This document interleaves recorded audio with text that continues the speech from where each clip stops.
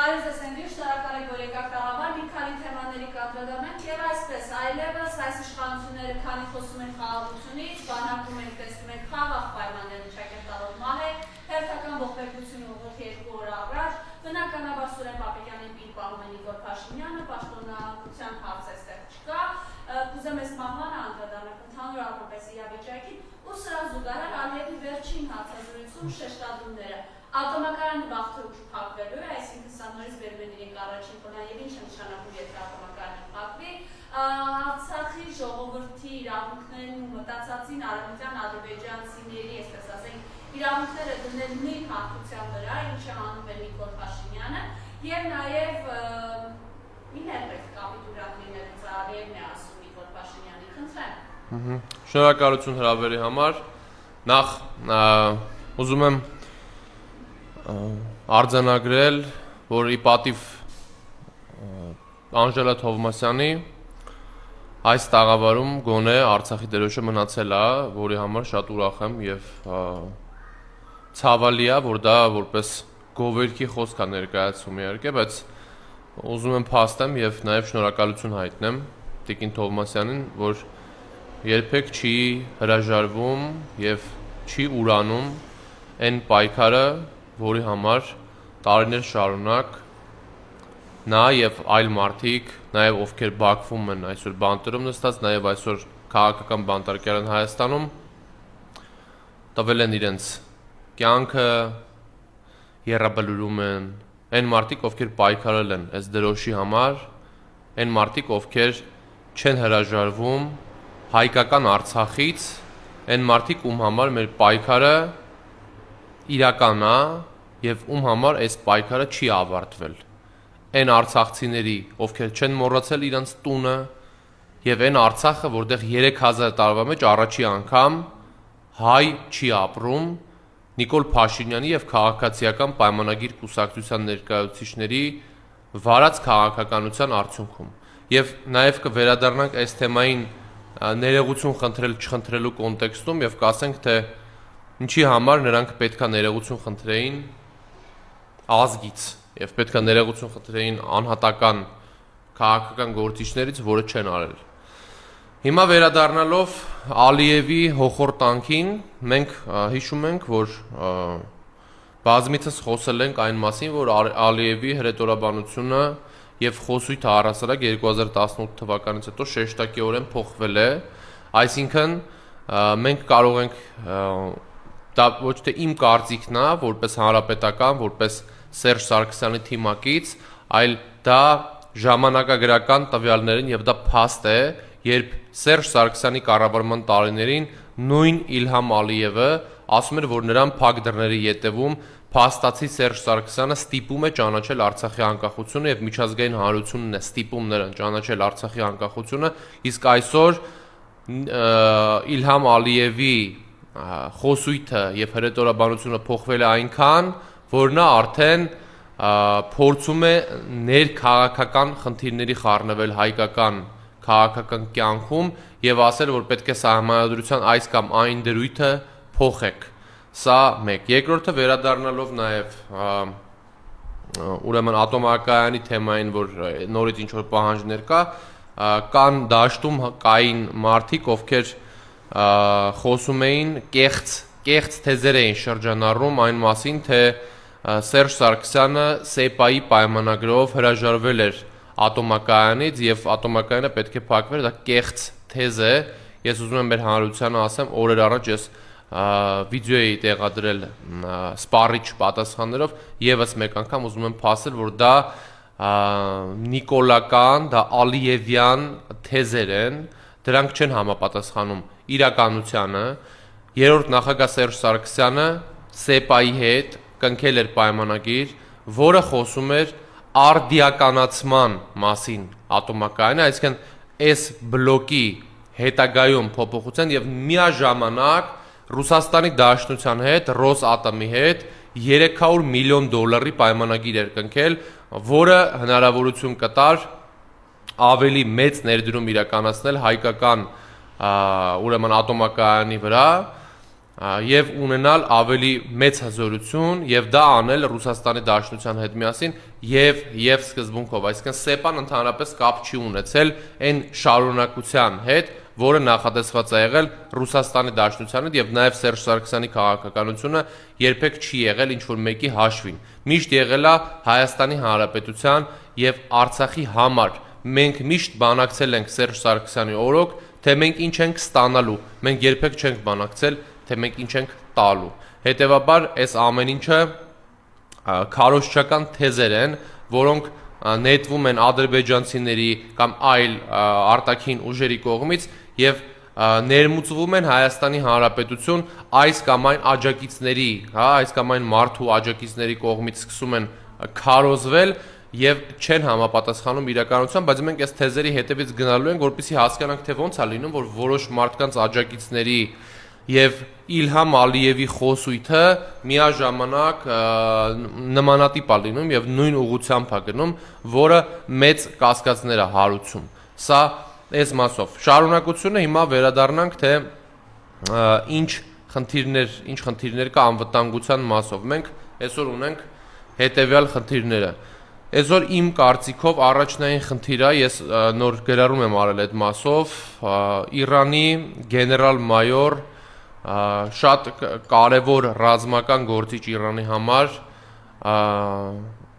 գործչի հայտարարություն, ով 2007 թվականը մինչև 97 թվականից մինչև 2007 թվականը եղել է ուրեմն ԻՊՀԿ-ի ղեկավարը եւ նա եւ դրանից հետո շարունակել լինել Իրանի գլխավոր ուրեմն լիդերի անվտանգության հարցերով խորհրդականը։ Հիմա այս մարդը հայտարարում է, որ թրիփը իրանց համար կարմիր գիծ է եւ իր դիտարկմամբ թրիփի այս տեսքը Իրանի համար անվտանգային խնդիր է եւ ազգային անվտանգությանը սպառնող խնդիր է, եթե մասնավորապես այնտեղ լինելու են ամերիկյան ռազմական ուժեր, ռազմական ներկայություն Ամերիկայի եւ ասում է, որ դրա դիմաց լինելու են պատասխան գործողություններ։ Հիմա մեր բանակցողներ, ովքեր Իրանի հետ կամ ովքեր Միացյալ Նահանգների հետ բանակցում են, հանրությանը ներկայացնում են միայն այն մասը, որ գիտեք ինչ կա, դա տնտեսական զարգացման հնարավորություն է, դա ուղղակի ճանապարհ է, որը բացվելու է եւ լավ է լինելու եւ այլն, բայց չեն ներկայացնում աշխարհակաղակական ռիսկերը, որոնց մասին արդեն նորից եմ ասում, մեր հարևան Իրանը խոսում է։ Դրա մեջ ներառվում է վտանգը Սյունիքի ճարտարապետության հետագա, դրա մասին խոսում է վտանգը մեր ռազմական ճանապարհի ճարտարապետության առհասարակ Հայաստանի ռազմական ճանապարհային քարտեզի, դրա մասին խոսում է մեր համար ռազմավարական նշանակություն ունեցող մեր հարևան Իրանի հետ սահմանը, թե ինչ է լինելու, ոնց է լինելու, ինչ տեսքով է լինելու, ինչ ձևաչափով է լինելու եւ այլն, եւ այս ամեն ինչը պետք է հանրությանը ներկայացվի բաց, թափանցիկ եւ այնպես ինչպես կա։ Այս կոնտեքստում ուզում եմ հիշեցնել, որ մենք պետք է միանշանակ քայլեր ձեռնարկենք, որպեսզի վերականգնենք այս դիվանագիտական փոխհրաձգությունից արդեն ուղիղ սպառնալիքները մեր ռազմավարական դաշնակցի հետ, մեր հարաբերությունները տնտեսական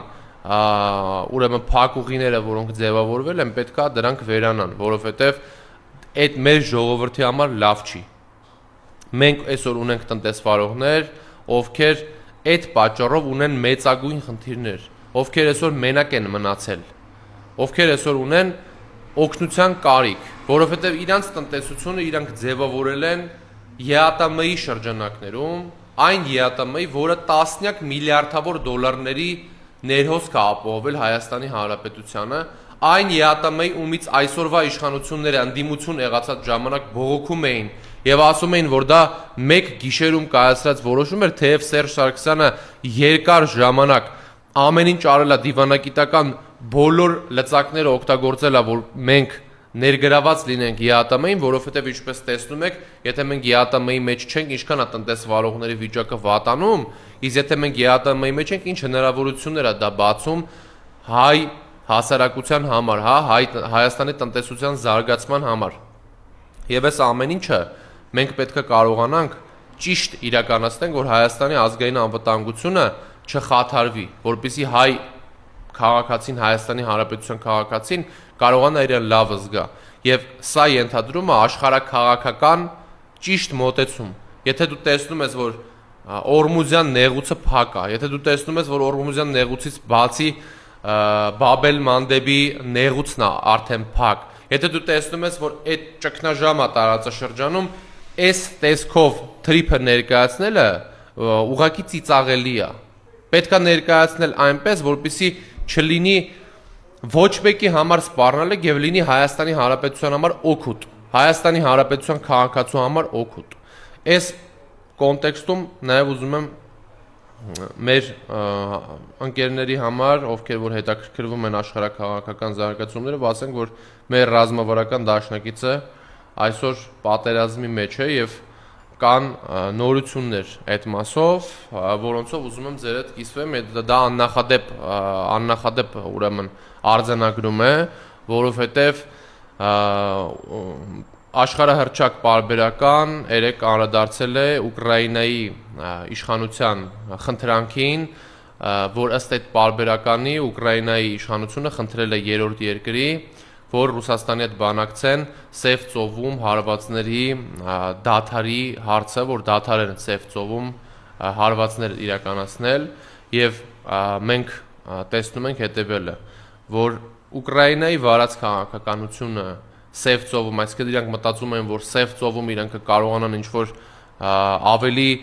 թանկացնեն պատերազմի գինը Ռուսաստանի Դաշնության համար, բայց եղել է հակառակը, Ուկրաինայի համար է պատերազմի գինը թանկացել եւ այս բոլոր գործողությունները բերել է նաեւ ներքին որոշակի այլ տրամադրությունների, դրա մասին խոսում են նաեւ ուրեմն այն պաշտոնանկությունների շարքը, որը մենք տեսնում ենք Ուկրաինայում եւ նաեւ այն միտումը, որը կա Ուկրաինայի ժողովրդի մոտ, որ ոչ պատերազմին սկզբունքով նրանց մոտ ձևավորվում է հասարակության մեջ մի թեզ, որ այս պատերազմը փաթաթված պատերազմը արևմուտքի այս կամ այն ուժային կենտրոնի կողմից փաթաթված պատերազմը Ուկրաինայի ժողովրդի վրա եւ իշխանությունները տանում են այդ գիծը, այդ փաթաթված պատերազմի, որը ըստ էության ժողովրդի դեմ է, դրա մասին խոսում են ծեծ կրտուկները, որոնք մենք տեսնում ենք, ուրեմն զինվորականների, ովքեր գալիս են մարդկանց տանելու կռվի եւ այն մարդկանց մեջ, ովքեր որ հրաժարվում են արդեն մասնակցել այդ կռվին, բացի դրանից տնտեսական, ֆինանսատնտեսական ճգնաժամը, որը այսօր կա եւ ավելի խորանում է, եւ այն փաստացի Սևծովյան կապիտուլյացիան, որը մենք տեսանք երեք, ըստ այդ պարբերականի, որը խոսում է, որ Ուկրաինան հրաժարվում է եւ խնդրում է, որպեսզի Ռուսաստանի Դաշնության հետ այդ կտորը էլ չլինի, որ իրար չխփեն, որովհետեւ Սևծովը Ուկրաինայի համար ստրատեգիկ նշանակություն ունի եւ նրանք չէին պատկերացնում, որ այդ ձև հակահարված կստանան եւ այս ամեն ինչը խոսում է նրա մասին, որ ես դրա մասին շատ եմ խոսացել, Ռուսաստան, Իրան, Չինաստան եռանկյունին, աշխարհաքաղաքական եռանկյունին փոխելա միաբևեռ աշխարհը այլևս միաբևեռ չի եւ մենք ունենք հնարավորություն այդ երկրների հետ այսօրվա իշխանությունը Հայաստանի ստացել է ժառանգություն Ռուսաստանի, Իրանի, Չինաստանի, Հնդկաստանի եւ Միացյալ Նահանգների եւ Եվրամիության հետ լավ հարաբերություններ է ժառանգություն ստացել։ Իհարկե ժառանգություններ ստացել նաև հայկական Արցախը, ժառանգություններ ստացել նաև միլիարդավոր դոլարների զենքեր, որոնք մնացին ադրբեջանցիներին եւ հրաժարվեցին այս մարտիկ Արցախից եւ այսօր Հայաստանի Հանրապետությունում կա օկուպացված 200 քառակուսի կիլոմետր տարածք, բայց ինչևէ։ Հիմա ես ուզում եմ նաև մի կարևոր իմ մոտ գերարում եմ արել, որպեսզի սրա մասին խոսանք, սիրելի հայրենակիցներ, նախ ուզում եմ հիշեցնել, որ այսօր խորհրդարանական ընդդիմության քննադատողներին պետքա մի բան ասենք։ Իհարկե քննադատելը նորմալ պրակտիկա է քաղաքականության մեջ եւ քննադատությունից վախեցող մարդիկ պետքա քաղաքականությամբ չզբաղվեն, որովհետեւ սա ուրիշ հարթակ չի, սա քաղաքական հարթակ է, ով քաղաքական տրամաբանություն չունի, քաղաքականությամբ ուրեմն թող չզբաղվի, որովհետեւ քննադատելը նորմալ պրակտիկա է քաղաքականության մեջ եւ մենք որպես քաղաքական գործիչներ պետք է հասկանանք, որ ժողովուրդը այլ քաղաքական գործիչներ ազատ են իրենց կարծիքի մեջ եւ կարող են ասել, որ այս ինչ բանը մեզ դուր է գալի, այս ինչ բանը մեզ դուր չի գալի, բայց մենք խոսել ենք եւ նորից ես ուզում եմ այստեղից ասել, որ դեռ վաղ է խորհրդարանական ընդդիմությանը քննադատելու համար, դեռ կարճ ժամանակ է անցել, նրանք դեռ հնարավորություն չեն ունեցել դրսևորեն իրենց ինչ որ գործողություններով, որպեսզի մենք ասենք, գիտեք ինչ կա, ինչ բանը վատ են անում, եթե իհարկե կան կարծիքներ, որոնք կօգնեն գործին եւ մենք այդ կարծիքները հայտնենք ծանրակշիռ վերլուծություններով կամ ծանրակշիռ կարծիքներով, մենք դա արել ենք, անում ենք եւ անելու ենք, որ ոչ թե քննադատենք քննադատելու համար, այլ ասենք մեր կարծիքը եւ ընդդիմությունը կարողանա նաեւ օգտվի, որտեղ մենք մշտապես օժանդակել ենք եւ օգնել ենք Նիկոլ Փաշինյանի իշխանությանը հաղթելու գործում, բայց հիմա ձևավորվել է մի տենդենս, կա ինչ-որ տենց ինքնահռչակ ընդդիմություն, որոնք ընդհանրապես ոչինչ չեն արել այս 8 տարվա ընթացքում, որոնք մատները մատներին չեն տվել, մենակ ընդդիմությանն են քննադատում։ Մենակ այս Նարեկը այս ինչը ասեց, Պողոսը այն ինչը ասեց, Էդգարը այն ինչը ասեց, Հայկը այն ինչը արեց, չգիտեմ, Տիգրանը եսի ինչ արեց եւ ասեն շարունակ գրում են իրենց ստատուսներով մեղ չեն խփե պատին մի հատ հանուն այս ընդդիմության հաղթանակի։ Ոչ մի մեր ակցիային մեր հետ չեն մասնակցել, ոչ մի փողոցային միջոցառման մեր հետ չեն եղել։ Մտնում Բագրատ Սրբազանի նկարների տակ ստատուսները, սրտիկներ են դնում, ինչ որ բաներ են գրում, բայց երբ որ Բագրատ Սրբազանը փողոցում էր, մենք էինք իր կողքը, ոչ թե դուք չենք տեսած այդ ժամանակ։ Երբ որ քննադատում եք միայն ընդդիմությանը եւ իշխանության մասին չեք խոսում, Մամիկոն Ասլանյանը սենց է, այն Պողոսը նենց է, այս չգիտեմ ինչը նենց, դուք ինչ եք, դուք ինչ եք անում։ Դուք ում եք պետք, որպես ընդդիմություն, ինքնահռչակ ընդդիմություն, լատենտ նիկոլականներ, ովքեր փաստացի սպասարկում են իշխանության շահերը, ովքեր փորձում են սեյվացնել ընդդիմությանը, ովքեր փորձում են սեփ խրել ընդդիմության այս կամ այն գործիչների մեջ, որպեսզի ընդդիմության մեջի այս տարանջատումը ավելի տարանջատում ստացվի եւ չլինի միասնականություն, դա 2018 թվականի հեղափոխական թեզա։ Այդ հեղափոխական թեզի արդյունքում մենք կորցրել ենք Արցախը, մենք կորցրել ենք մեր աղբերներին, մենք կորցրել ենք Հայաստանի 200 քառակուսի կիլոմետր հող եւ այլն, նաեւ դիվանագիտական ճակատում ենք շատ բան կորցրել։ Չպիտի լինի սևերի եւ սպիտակների հասարակություն առհասարակ Հայաստանում։ Չպիտի լինի իմ ու քո հոգեվորական։ Պետքա լինենք միասնական մի բռունց։ Իսկ հիմա վերադառնալով խորհրդարանին ես ասել եմ, որ ես չեմ քննադատելու կամ չեմ քննարկելու առհասարակ ոչ մի ուղղություն, ուղղակի մի բան եմ ուզում ասեմ։ Այդ որ ներեգություն էիք պահանջում։ Դուք Արշակ Սրբազանի վրա շարրանելու համար ներեգություն խնդրել եք իրանից։ Դուք Վեապար Հայրապետին Ավազանի անունով դիմելու համար ներեգություն խնդրել եք իրանից։ Իրա վրա քրեական ապօրինի սրբազաններին կալանքի տանելու համար խնդրել եք ներեգություն իրանցից։ Դուք այն մարդկանց ծնողներից ում տարակ սպանեցիք, ներեգություն խնդրել եք։ Դուք խնդրել եք ներեգություն այն մարդկանցից, ով որ այսօր չկան։ Իրանց կյանքը զոհաբերել են հանուն այն երկրի, որը դուք ասում եք մերը չի։ Դուք ներեգություն խնդրել, էտա ներեգություն խնդրելու, թե այլ բանն է ներեգություն խնդրելու։ Դուք ներեգություն խնդրել եք այն մարդկանցից, ումից հայրենիք եք գողացել 140,000 արցախցիներից։ Դուք ներեգություն խնդրել եք Բաքվի բանտերում նստած մարդկանց երեխաներից, թոռներից, ընտանիքի անդամներից։ Դուք ներեգություն խնդրել եք այն հոգևորականներից, ովքեր բանտարկվել են։ Դուք ներեգություն խնդրել եք քաղաքական բանտարկյալներից, ում ինչ որ դուրը չգալու համար տարե բանտում պահում եք։ Դուք ներողություն խնդրել եք այն տեղերի համար Հայաստանի Հանրապետության, որը այսօր օկուպացված է։ Եվ շատ մեծ հարց է, ով ինչի համար պետք է ներողություն խնդրի, եւ ես ընդդիմությանն եմ ասում։ Մենք նախկինում ունեցել ենք հաղթանակած Հայաստանի Հանրապետություն, ունեցել ենք ազատ անկախ Արցախ եւ հերիքա նախկինի բանը վզները ծուռ ընդունեք։ Նախկինը հաղթանակն է, իրանք պարտությունն են եւ սա պատմական ճշմարտություն է, ոչ թե ուղակի իմ կարծիքն է։ Նախկինում կարող էինք գնայինք Արցախ գայինք, երբ որ ուզեինք եւ Շուշին ու Հադրութը մերն էր, գնում էինք Իստիսուում, չգիտեմ հայերենով ոնց է, դա Իստիսու էինք ասում, այդ գնում էլ լողանում գալիս էինք, այդ էր իրական շոշափելի խաղաղությունը, ոչ թե հիմա, որ խոսքի վրա խաղաղություն է, իսկ կան մարդիկ, ովքեր որ չեն հասկանում խաղաղությունը որն է եղել։ Հնարավորություն, որ Արցախի ժողովուրդը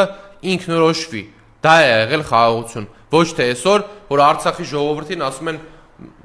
ինչ Արցախի մասն եք դուք խոսում, մենք ընդհանրապես առաջի անգամ ենք լսում դրա մասին։ Չգիտենք դա ինչ է։ Դուք